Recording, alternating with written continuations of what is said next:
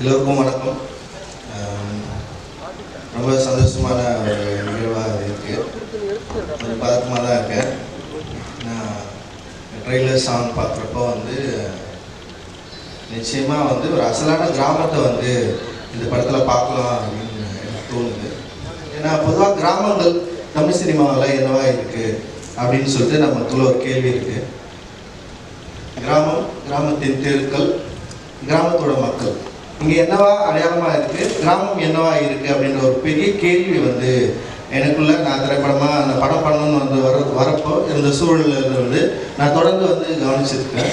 அந்த வகையில் ஏன்னா சாரோட சுசிந்தன் சாரோட வெள்ளை கபடி குழு படம் நான் பார்த்தப்போ அடைஞ்ச சந்தோஷம் இருக்குல்ல, மிகப்பெரிய சந்தோஷம் எனக்கு. ஏன்னா முதல் முறையாக ஒரு வெள்ளை கபடி குழுன்ற படத்தில் ஒரு வேற ஒரு மாதிரியான கிராமக்குள்ளே இருக்கிற அரசியல், அது அதுவும் விளையாட்டுக்குள்ளே இருக்கிற ஒரு கிராமத்துக்குள்ளே இருக்கிற விளையாட்டுக்குள்ளே இருக்கிற ஒரு அரசியலை பொது ஜனத்தில் மெயின் ஸ்ட்ரீம் சினிமாவில் எல்லாத்துக்கும் பிடிக்கிற மாதிரியான ஒரு படமாக எடுத்திருந்தாங்க. ரொம்ப சந்தோஷமான ஒரு முயற்சி அது. அந்த படம் பார்த்துட்டு அன்றைக்கி இரவு முழுக்க நான் அதை பற்றி நான் யோசிச்சுட்டு இருந்திருக்கேன். அதுக்கப்புறம் அசலான கிராமம் ஒரு குறிப்பிட்ட சில படங்களை தவிர்த்து அசலான கிராமம்னா என்னவா இருக்கீங்க, கிராமத்தோட தெருக்கள் என்னவா இருக்குது, கிராமத்தோட குளங்கள் என்னவா இருக்குது, அது பொது பயன்பாட்டுக்குள்ளே இருக்கிற அரசு பொது உடைமை இங்கே என்னவா இருக்குது, யாரோட சொந்தமாக இருக்குது அப்படின்னு ஒரு கேள்வி இருக்குல்ல. அந்த கேள்விக்கு நிச்சயமாக இந்த படம் ஒரு பதிலாக இருக்கும் அப்படின்னு நான் நம்புகிறேன். ஏன்னா ட்ரெய்லரும் பாடல்களும் அதுதான் திருப்பி சொல்லுதுன்னு நினைக்கிறேன். இந்த காதல் சும்மாவே இருக்காது அப்படின்னு சொல்லி ஒரு டைலாக் இருக்கு. அவங்க நிச்சயமாக இந்த காதல் இந்த சமூகத்தை சும்மா விடவே கூடாது, இந்த சமூகத்தை மாற்றியே தீரும் அப்படின்ற நம்பிக்கை எனக்குள்ள இருக்கு.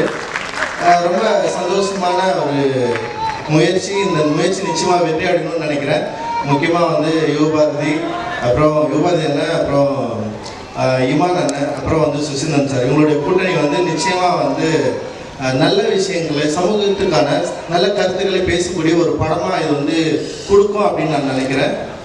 இந்த படத்தில் நடித்த நடிகர்கள், டெக்னீஷியன்ஸ் எல்லாருக்கும் இந்த படம் நிச்சயமாக ஒரு பெரிய பெயரை வாங்கி கொடுக்கும்.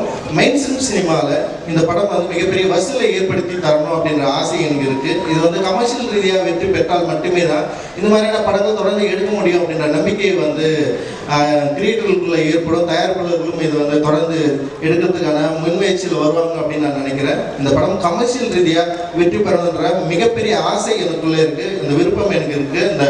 ஏன்னா தமிழ் ரசிகர்கள் நிச்சயமாக எந்த படத்தையும் தரம் பிரித்து பார்க்கறதே கிடையாது. அவங்களை என்டர்டைன் பண்ணால் அந்த படம் நிச்சயம் பெரிய வெற்றி பெறும் அப்படின்றது சமீபகால திரைப்படங்கள் சொல்லிகிட்டே இருக்கு. இந்த படம் நிச்சயமாக கமர்ஷியல் ரீதியாகவும் அரசியல் ரீதியாகவும் மிகப்பெரிய தாக்கத்தை ஏற்படுத்தும் அப்படின்ற நம்பிக்கை எனக்கு இருக்கு. வாழ்த்துக்கள் படக்குழுவினருக்கு. மகிழ்ச்சி.